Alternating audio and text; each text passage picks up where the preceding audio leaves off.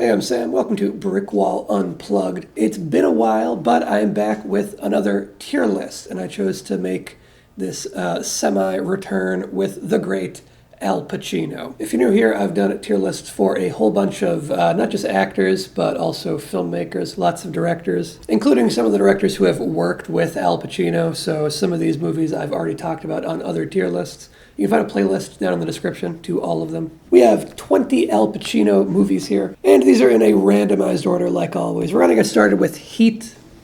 Michael Mann's Heat, the Los Angeles crime saga, as it's called.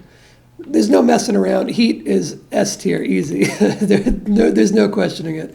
I talked about this in my Michael Mann tier list if you want to hear a little bit more. I'll also be doing a Robert De Niro tier list at some point in the not too distant future, and I'll be giving Heat an S tier ranking in that one as well. This is the best of the handful of collaborations between Al Pacino and Robert De Niro, at least in terms of the ones that they share screen time. They don't actually have any scenes together in The Godfather Part II, though they are both in that one as well. Heat is phenomenal. Of course, it has one of the best shootouts ever shot, but it's also just a great story with great performances and characters in such a fully fleshed out world. Okay, next up is Scarface, written by Oliver Stone, directed by Brian De Palma. Scarface found Al Pacino back in gangster territory, which is a genre that he explored many times, not just in the Godfather films or in Scarface. There's a couple others here. We got Carlito's Way coming up later, and Donnie Brasco is another one, and then The Irishman, of course. So lots of gangster stuff. Actually, Standup Guys is kind of a gangster movie, too. Scarface isn't quite on the top tier of gangster films, like a Goodfellas or a Godfather, but it's on the next tier down. I would say it's no less iconic, even though it is a bit of a step down in terms of the actual quality of the material. It's really over the top and ridiculous and cheesy, but it's super fun. Pacino's really good in it, even though he's doing a big swing with that Cuban accent, which, whatever. But again, excellent action. The final shootout is phenomenal. It's honestly one of the best shootouts ever shot, even though, kind of like Heat, it's not really like a full-blooded action film. There aren't that many action scenes, but when the action crops up, it's really good. I also love the chainsaw scene because it's so ridiculous and over the top. Scarface definitely is not an S. I think it's probably an A. You could make a case for it being a strong B as well, and I wouldn't argue too much. I'm going to go A with it, though. Okay, next up is Glengarry Glen Ross from the great David Mamet.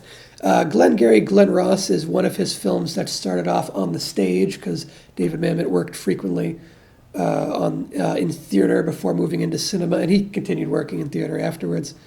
So did Pacino, by the way. He's done a ton of stage work, if you didn't know, if you're only familiar with his big screen work. He's also done tons and tons of live theater.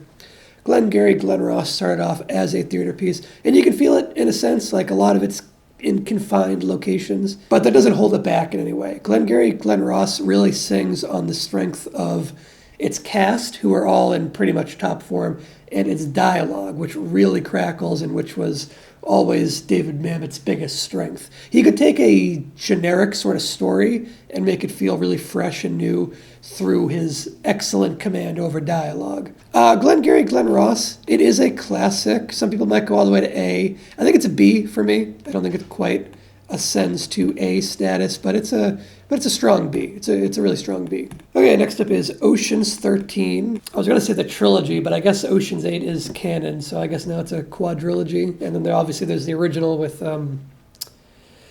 Frank, whatever the fuck, I was going to say Frank Capra. What the fuck is his name? Is it even Frank?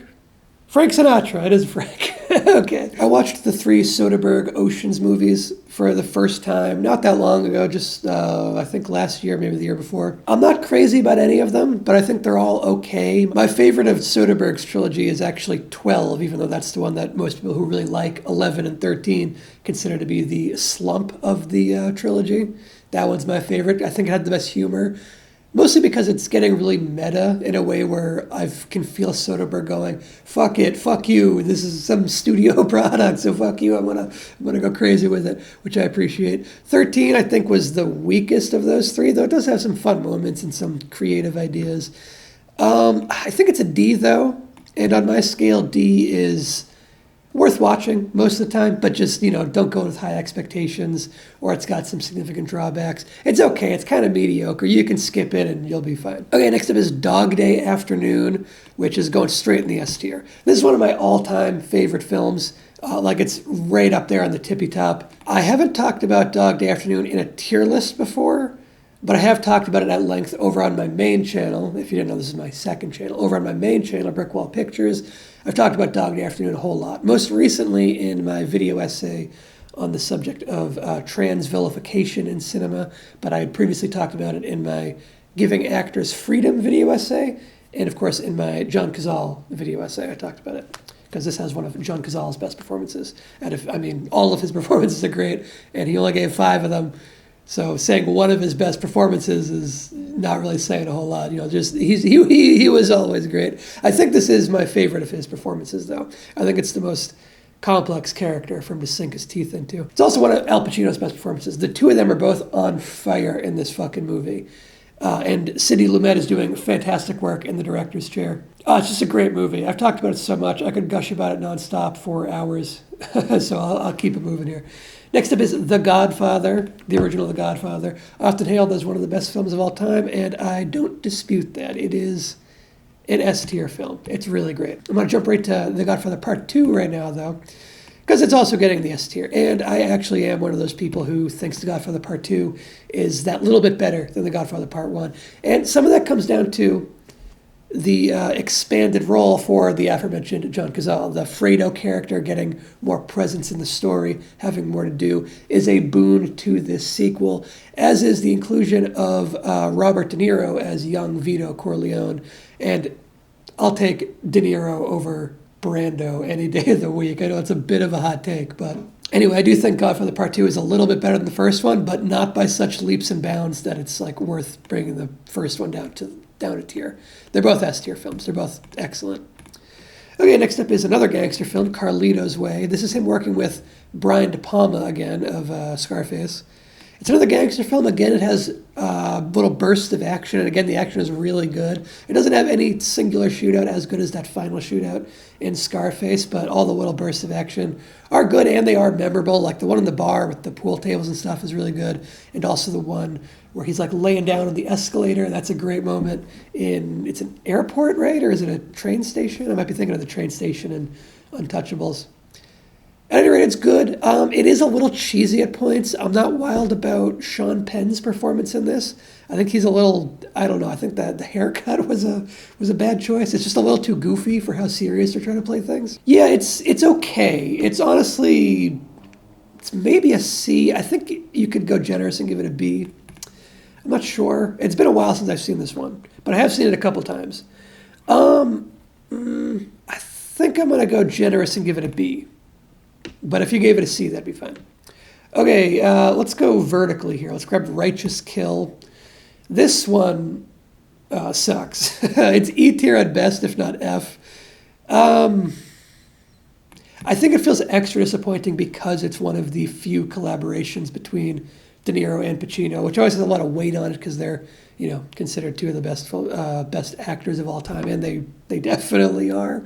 They're definitely two of the best of their generation. The film was really banking on it being those two. You're going to see it for these two actors because there's really nothing else to sell this film. And this kind of came at a point where they were both sort of not over the hill or anything, because they both kept doing great work after this, but their careers were definitely they weren't at the height of their career.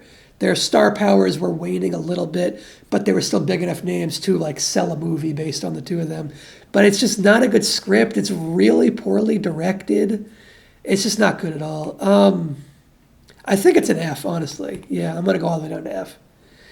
And speaking of F, let's keep the hits rolling with Jack and Jill, which is a real projectile vomit of a movie. This is the worst thing Pacino's ever been in. You watch this, and I just feel bad for him. Why did he agree to do this and to make a fool of himself in this way? Not in a way that's funny and you're laughing with him, in a way where you go, "Oh, Al, what are you doing? My man, why'd you do this? Why did you agree to say Dunkachino? Why did you do this?" Okay, next is Cruising. This is him working with the great William Friedkin, who I'm a big fan of. I actually mentioned this one as well in my Transvilification video essay. It's an okay thriller. It's a little muddled. It's more controversial than it kind of needs to be. This is a film that when it was made, actually before it was made, the script leaked prior to shooting. And it became the subject of a bunch of protests from like gay rights groups and advocacy groups. The thing is, I don't think most people involved in those protests actually read the script, because the script isn't really doing or promoting the things that people were protesting. It's not really like some kind of anti-gay movie, even though that's what you might think if you just read about the protests or heard about these protests. It's really not what the film is. It's really just a murder mystery procedural. But then you also have the element of Pacino going undercover in like the S&M subculture of the time. It's kind of a messy movie to pick apart from an external, like historical, analytical vantage point, as just purely a movie on its own, devoid of any kind of like, cultural interpretation. It's okay, but it's nothing special. It's kind of a middle of the road thriller. And I think in that vein, if we're like taking a stripped back approach, it's a C. It's pretty middle of the road. It's okay. It's got some intrigue and some fun elements. It's got some ridiculous moments too. But it doesn't really excel, and it doesn't really like trip over itself either. Next up is The Irishman. Too many people are sleeping on The Irishman, or they're going like, yeah, it's pretty good, it's a little long, fuck you, this is a masterpiece. The Irishman is really one of the best films ever made. I hold it in the league of all these S-tier films, or higher. Like it's you gotta stop sleeping on The Irishman. It's that good. Forget the fucking, the de-aging looks a little goofy in like a couple of shots. Get over that. It's not a big deal. It's a fantastic film on every level. Okay, and next up a film that is not gripping for every fucking frame. The Godfather Part III. The Godfather 3 isn't quite like a stain on the legacy of the first two Godfather films in the way that Jack and Jill is a stain on Al Pacino's overall legacy. It's not that bad, but it's not that good. It's such a step down from these two. And honestly, it's a film that suffers most in comparison to the two films that preceded it. Now, just for transparency, the version I watched of Godfather Part III was the newer version of it. It's called Godfather Coda, which is like a re-edit that Francis Ford Coppola put out within the last like couple of years. It's pretty recent. That's the only version I've seen. Actually, I'd seen pieces of 3 on FX or whatever, but I'm not counting that. It didn't really leave any impression in the pieces I saw. I watched the Coda version, I think a year or two ago. It's not that bad. As just a movie on its own, a gangster movie, it's okay. It's a little too over the top, like the helicopter scene is ridiculous. Michael Corleone gobbling candy bars is a little ridiculous. But it mostly suffers in comparison to those other two movies, because it's just nowhere near the league of them. But also, it's such an unnecessary film. It's not a film that's like completing the open storyline. That's not what's happening. And if you look into like why it was made, also if you look into why Robert Duvall isn't in it, it's because he was the only one who had like the integrity to say, no, I think this is being made for the wrong reasons. Because it was being made for the wrong reasons. It was being made as a cash grab because they know that the Godfather name will put butts in seats. And it's a guaranteed box office hit for Francis Ford Coppola in a time where he had quite a few duds in his career at that point. Robert Duvall was the one who looked at it and said, oh, I think we're maybe making this for the wrong reasons. I don't want to partake in this. So good on him, right? And I don't really blame the other actors for like going along with it because, maybe they just had faith in Coppola as a director to make it work, even though the material is a little lesser and even though it's maybe not justifying its own existence. It feels like a D or E in comparison to the first two movies, but to be as unbiased as possible, it's more of a C. It's not that bad. It's okay. The Coda version, at least, which is a little shorter and it has a different opening and ending. I think most of the middle is the same. Okay, next is 88 Minutes, which is probably the most forgettable movie on this list, except maybe for Standup Guys, but we'll get to that one later on. 88 Minutes is like, maybe the closest, again, paired with Stand-Up Guys, these two are Pacino getting close to sort of where like Nick Cage is at in his career, where it's like straight to Redboxy kind of vibes. It's not quite that. Actually, I think Stand-Up Guys might have been straight to Redbox. That's where I watched it years ago.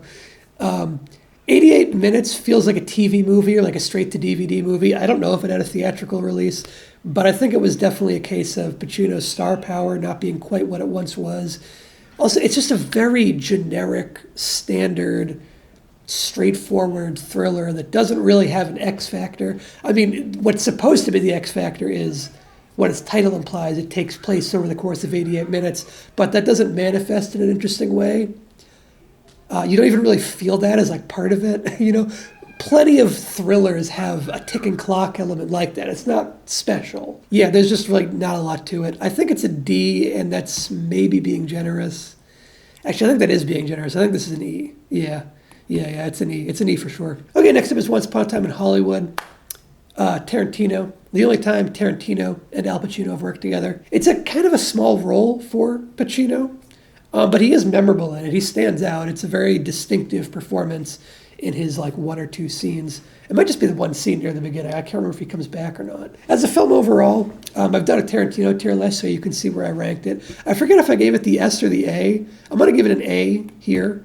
Maybe I gave it an S in the Tarantino list, but I feel like it's an A at this point. I think I also rewatched it since then. Oh, also I read his book version of it, Once Upon a Time in Hollywood, the novelization of it, which I don't think I had read at the time I did the Tarantino tier list. So I'll quickly say I didn't like the book at all. The book kind of made me like the movie a little bit less, if I'm being honest.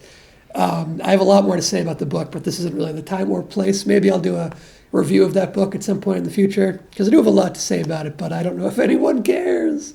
Anyway, okay, Donnie Brasco is another gangster movie for Pacino. It's a different kind of gangster movie. It's like there's a generational thing where it's kind of like Johnny Depp is the generation where Pacino was when he was doing his older gangster movies. This was like he hadn't explored the genre for a while.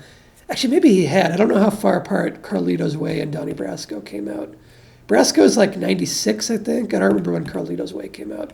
Anyway, it's an okay gangster movie. It shows up on lots of lists of like the best gangster movies ever made, but it's usually like really low on the list where you're kind of like scratching for extra gangster movies. This is like one of those gangster movies that you watch when you've run out of all the really great gangster movies. It's okay. If Scarface is a notch below the Godfather movies, Donnie Brasco's another notch below those. I think I would put it on the level of a Carlito's Way. I think it's a B, which is still solid. Next up is The Insider. I talked about this on my Michael Mann tier list, so I won't repeat myself too much. But I will say that this blew me away. I enjoyed it so much more than I expected to when I first went into it. I think it's an S-tier film. I think it's one of Michael Mann's best, and I think it's one of Pacino's best performances of the 90s. He's fantastic in this. So is the rest of the cast, particularly Russell Crowe, who you also see on the poster here, and Christopher Plummer in his supporting role, really good as well. Michael Mann is in top form with his stylization, even though he's working with a story that doesn't have the action-y elements that are in almost all of his other movies. He doesn't need that to tell a great, gripping drama. I mean, he's done other movies with no action, too, like Ali. I still haven't seen Ferrari, by the way. It's out at the time of recording. It wasn't when I did my Michael Mann tier list. I haven't seen it yet. Anyway, The Inside is really good. It's got a great screenplay. It's just a really, really great story. Okay, Stand-Up Guys. I was talking about this one a little bit earlier. It's very much of the 88 minutes camp. I think it is a little better than 88 minutes, though. I think it actually maybe bumps up to the D. It comes dangerously close to being one of those, I think they call them geezer teasers, where they just take an old popular actor and they stick him in some generic straight to DVD or straight to streaming or straight to Redbox movie. There's not a whole lot going on. It's a little bit distinct from that because usually you just have like just Nick Cage or just Bruce Willis, who's done a million of them or whatever. But you actually do have Pacino, Alan Arkin, and Christopher Walken as well. And all three of them are really good. The thing is, it's very generic, but the three of them are good and they do have a lot of charisma still. So they kind of make it work, even though it is very generic and there's not a whole lot to it. It's not really a movie you ever need to see. It's not really worth your time. But if you gave it your time anyway, you'd be like, yeah, I was okay. Next up is Serpico. Serpico is the other big collaboration between Pacino and Sidney Lumet. The two of them did Dog Day together, of course. Serpico is one that they did first, and it got a whole bunch of acclaim and accolades. It's really good. It's not as good as Dog Day Afternoon, but it is really good. It's I think it's another B, but it's a strong B. You could maybe go A. I don't know. I've been wanting to rewatch Serpico because it's been a while since I've seen it. I've watched Dog Day Afternoon a whole bunch of times, but I've only watched Serpico once, and I think that does speak to the quality of it, but at the same time, I would like to rewatch it, and it might inform my opinion on B or A. Right now, I'm feeling B. My memory of it is like a really strong B. And last up, we have Insomnia, which is an early Christopher Nolan movie. It's one of his movies that doesn't feel like a Nolan movie so much. It feels like a director-for-hire thing, which I think is how I also described it in my Christopher Nolan tier list when I did that. Another thing I said in my Christopher Nolan tier list, not to repeat myself too much, but I will say, if you didn't know, because I didn't know until a while later, Insomnia is a remake of a, I think, Swedish film starring the great Stellan Skarsgård. And the original version is quite a bit better than this remake, I think. Pacino and Robin Williams are both pretty good, even though the roles aren't that juicy. Skarsgård is way more interesting in the original. He's a much more interesting and like messed up, twisted, morally gray, honestly more than morally gray, and just like fucked up anti-hero, baddie kind of character. And that makes the whole movie much more interesting. Even though the villain's a little less memorable than Robin Williams' take on it. So it does have, I don't know, this version is better in maybe the Robin Williams camp and maybe in some other minor areas, but the original's better. Insomnia is not bad. I think it's like a D, though. It doesn't leave much of an impression. I've seen it, I think 3 times, if not more than that. And every time I watch it, I'm just kind of like, it's okay. Again, it kind of feels like a TV movie. So yeah, that's where I rank Al Pacino's films. We got a pretty wide spread, actually, but lots of S-tier films. And we got a couple A's, we got some B's. We do have a couple clunkers. Jack and Jill is the worst. Jack and Jill belongs like below the F tier. You could dig a hole underneath the F tier and stick Jack and Jill in there if you want to separate it from Righteous Kill a little bit. But anyway, that's where I rank Al Pacino's filmography. I do want to say, even though he has a couple of weaker movies down there in the F and E tiers, I think he managed to avoid being in as much junk later on in his career than a lot of actors his age, of his generation, do. Like, if you compare his output to Robert De Niro still gives some great performances every once in a while, like with his recent Scorsese collaborations, but De Niro was in so much more junk than Pacino did, even though Pacino has a couple, like Jack and Jill, right? There are a couple movies on here that maybe are left off, and I guess I could do in a future installment of Pacino. Like, one that I'm looking forward to seeing is And Justice for All. That one looks really good and I want to see it for a while. Also, The Panic in Needle Park. That's an early one from his career that I want to see. Scent of a Woman's a pretty big one, I guess. I think that's one that he got an Oscar for, or at least a nomination for, and I haven't seen that one. So there's a couple other ones. I guess The Devil's Advocate is a popular one, but I don't know. I don't really care about that one. I'll watch it eventually, I guess. Point being, there are enough movies that I could do a volume 2 if anyone's interested. Probably not, and I doubt anyone's watching now, so fuck off. Video's over. Bye.